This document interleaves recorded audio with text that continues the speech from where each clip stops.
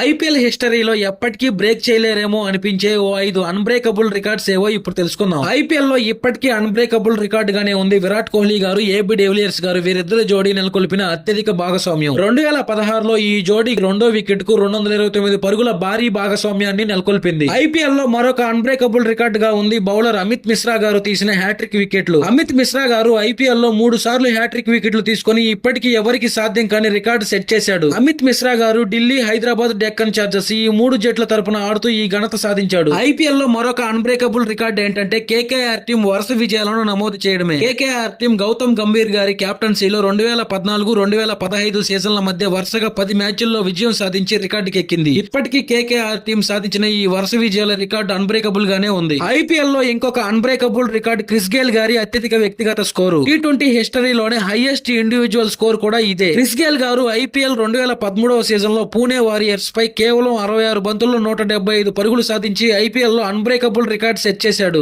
IPL లో ఇంకొక unbreakable record కూడా ఉంది. అదే ముంబై ఇండియన్స్ తరపున డెబ్యూ మ్యాచ్ లోనే సంచలనాలు క్రియేట్ చేసిన వెస్టిండీస్ ప్లేయర్ అల్జారీ జోసెఫ్ గారి రికార్డు. అల్జారీ జోసెఫ్ గారు ఐపీఎల్ 2019లో సన్ రైజర్స్ పై ఆడుతూ కేవలం 12 పరుగులు మాత్రమే ఇచ్చి 6 వికెట్లు తీసుకుని ఐపీఎల్ లో అన్బ్రేకబుల్ రికార్డ్ సెట్ చేశాడు.